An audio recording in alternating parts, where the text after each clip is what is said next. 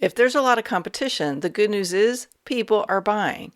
But the downside is you've still got to figure out how to stand out, capture those leads, and inspire those leads to become buyers. So competition alone isn't always the best meter if this is an aligned offer. You are listening to Amplify Your Success Podcast, episode 450. And today I'm going to help you stop wasting your valuable time and know if your offer is going to sell before you build it. You ready for this? Let's get started. Welcome to the Amplify Your Success Podcast. Get ready to ramp up your revenue, amplify your impact, and make your mark in the world. This is the show for experts, thought leaders, and service professionals who want to shatter their limits and achieve that next level. You're going to find out from other experts and influencers how they made it. Now, let's get amplified. Hey there, inspired entrepreneurs and business leaders. It's your host, Melanie Benson, Authority Amplifier for expert-based entrepreneurs. Today, I want to talk about something kind of pulled from my own experiences lately and unpack a process that we are starting to use here that might actually save you a whole bunch of wasted time and frustration. We're going to be talking about how to really evaluate a great idea before you dump a bunch of money and time into it.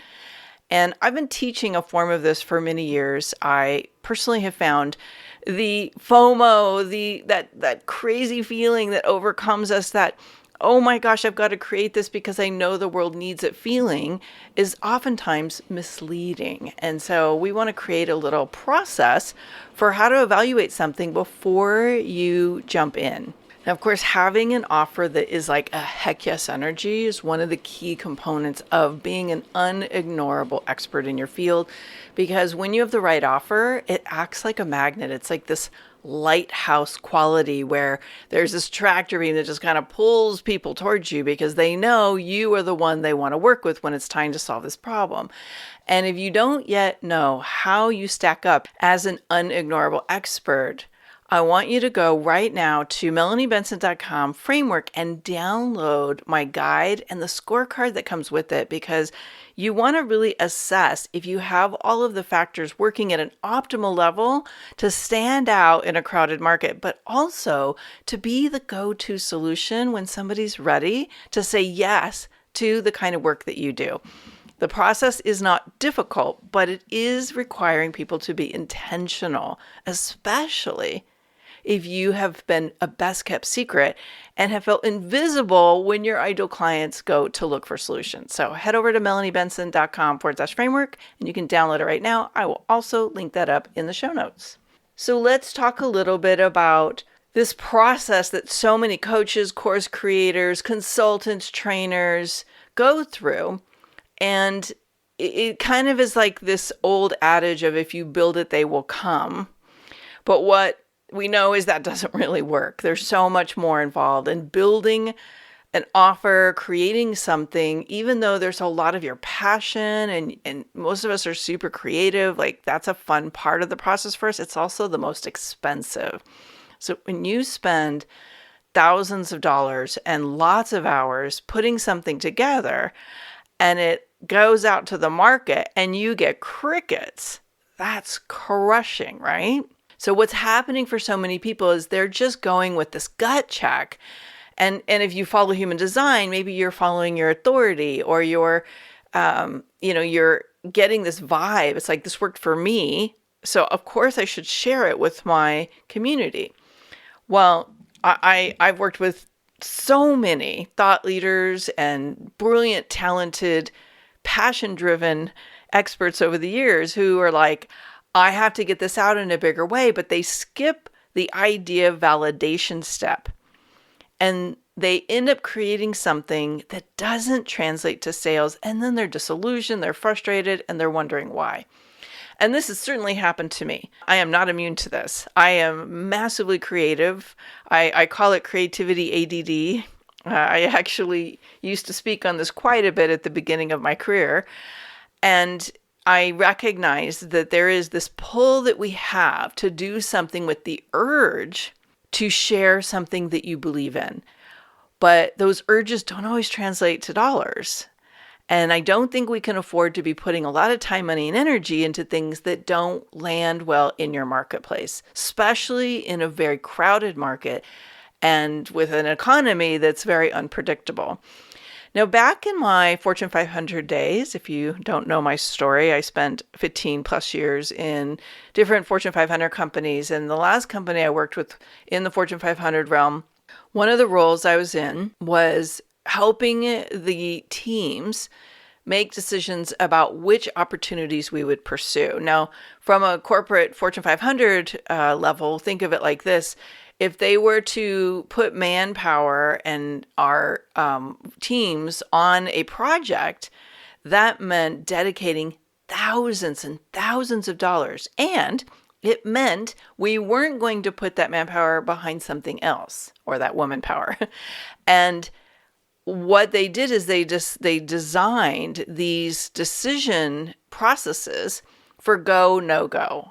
Are we going to pursue it? Are we not going to pursue it? Now, was it perfect? Not always, but it gave the higher ups a lens into what the teams knew about the opportunity to recognize, is this worth putting some time, money, some resources on to see how far it will go? And then there were tiers of how far they were going to pursue it before they would pull the plug.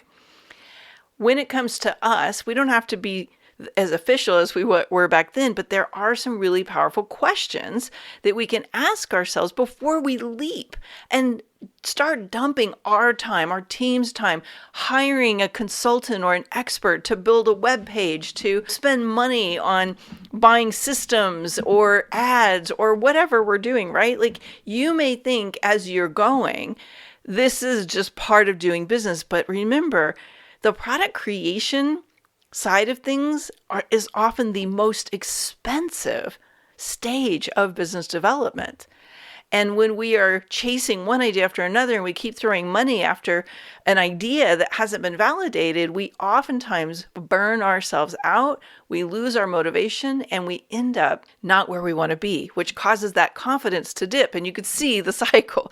And after a while, people give up on their dream, when really they just haven't trained themselves to put a couple of days into validating something before they jump in. I really firmly believe that most programs fail, not because they're bad or because they don't have a lot of good elements to it, but because either A, they don't solve a big enough or costly enough problem in their marketplace. And so, especially in today's marketplace, it's not what people want to spend money on, or it's designed to deliver a solution to the wrong audience. And that audience can't or won't buy right now because they're distracted by something else. And there could be some other factors where it has to do with you just don't really understand your market. But these are the core reasons why people have programs that don't work. What I want to do today is give you a lens into something I teach in Authority Accelerator. When people come into the hot seat calls and mastermind time and say, hey, I've got this idea, I'm going to be asking them certain questions. And it's not because I don't believe in them. It's because I want to ask the hard questions they're probably not asking themselves. So I'm going to give you 7 questions. And when you ask yourself these 7 questions, if you have a team, get them involved in it, this can actually become a decision filter that turns a nice idea into a profitable offer. Now, these are not all the questions that we vet out if we're considering pursuing a new idea. As a matter of fact, we've just gone through this process. I got a little spark from a client that was asking for something. It's something that I've done quite often in strategy sessions, but I never made a program specifically around it. And I was like, this could be something we do. And we can offer it to our Authority Accelerator clients and as a one-off to the community around us. Should we do it, though? And that's really an important distinction. Can you? Yes. Should you? Let's validate. So I want you to think of a program, an idea, an offer, something you're considering doing, and let's run it through the filtering system. The question number 1 is this solving an urgent, specific, and costly problem my ideal client knows they have? Now, here's the distinction there. Do they know they have it? If they don't know they have it, that's a whole nother marketing cycle. So Heck Yes offers solve an urgent problem they can't afford to keep, and they know they have the problem and they're looking for a solution. Okay, hear that last part. They are already looking for a solution. Okay, so now, not everybody is going to create offers that are solving pain points. Sometimes we are moving people to where they want to be. But in a market like this, if you want to create a great offer, going for the pain relieving solutions is going to be a much higher get to a sales opportunity. Okay, the other one takes a little bit more time to build up. Okay, so number one, is this solving an urgent specific problem? Number two, and this is so important, have your clients, your community, or maybe even your peers been asking for this? Don't assume people are going to spend money to fix the problem. Okay, if they're not asking for the solution in some way, shape, or form, and you're just assuming it will be helpful, that's not necessarily a clear path to money in the door. Now, there are ways to build desire for something. There are ways to validate an idea and to get your market feedback before you create. But don't assume. This is the number one place that impact-driven, soulpreneur type entrepreneurs are getting themselves in trouble. They're assuming. And then they're wondering why people aren't buying it. Okay, so don't assume. Number three, is there a lot of competition around this kind of program or solution? Now, most people would say, oh, if there's competition, crap, I'm not going to do it. It's like the market's already too full. It's saturated. Not necessarily. If there is a lot of competition, that's actually good news. That means that people are buying. That means that there is already a market established. But the downside is you've got to figure out how to stand out and grab the attention of those leads. And that means your marketing. And I know a lot of people here in the community, the Amplify community, they don't always love the marketing side of things. So I don't want you to despair. And again, if you do your research and you know there's a lot of competition, don't make that a no. But you do need to think about how your marketing is going to look and what your positioning is and how you're going to distinguish yourself from the rest. That's exactly what we do in Authority Accelerator, because most people have a lot of competition and they're not standing out because they're not known for anything unique, specific, or tangible to the buyer.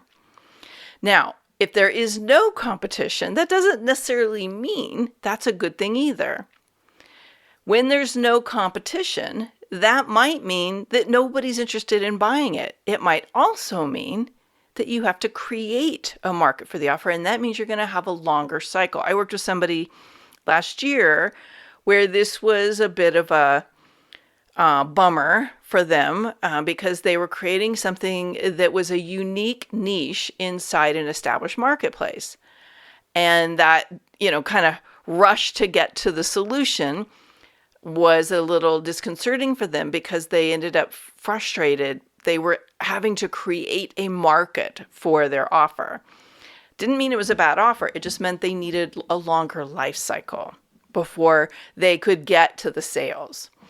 So really consider the competition that you have and what does that mean for you? And if you have a lot of competition, are you willing to invest some time, money, and energy in your positioning, in your marketing strategy, so that you can be the logical choice for the people who are looking for someone like you to give that solution to them? Number 4, again, really important question. How does this fit in your current offering suite? I've worked with a lot of people over the years who they have this brilliant brainstorm, but it literally does not fit inside anything they're doing. And what they don't realize is they're creating a whole new business. They need a whole new marketing machine. They're going to have to probably create a whole new audience. Now, if what you're creating is the next logical step from something you already have, excellent. That's good news. That means that you need to just add to your customer journey rather than creating an entirely new system to get this offer in front of the right people. Number 5, how does this align with your bigger monetization strategy? Now, I'll tell you why I bring this up. Because when you think about this offer and what you want to charge for it and what the price positioning needs to be to really sell well in your marketplace, you can actually create things that sabotage your actual profit potential because you're focusing on something that's either cannibalizing your bigger ticket offers or that is taking up so much of your time and energy to sell that it's derailing your focus from the thing that really does move the needle. Again, another client situation, I was working with a woman quite a few years ago. I guess it was like 5 or 6 years ago.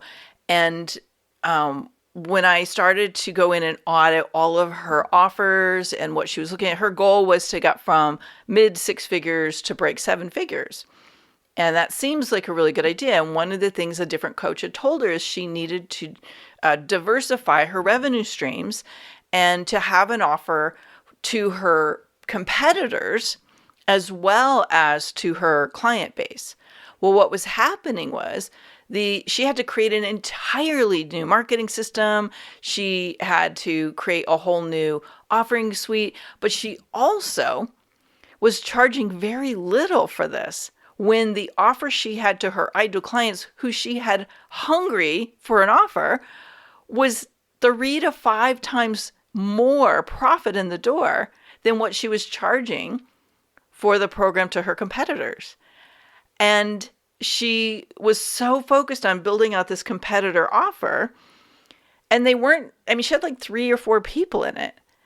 And I was like, well, what is your strategy to get in front of more of these clients? She's like, I don't know. I don't even have time for this. I was like, well, then why are we doing it when you've got people lined up out the door for your $3,000 to $10,000 offer? And this is a $2,000 offer that you can barely get people to say yes to? Like, I know it should on paper work, but you don't have the bandwidth for both of these things. And it was like this big light bulb went off. She's like, I'm out. She paused that other thing. She fulfilled on the people she had, but she focused all her attention on the other thing. She started doubling that 6-figure revenue, and she started to be able to take time off. So just because you can do something doesn't mean you should. And it's really important the coach you work with really understand not just where the revenue potential is, but what your life goals are.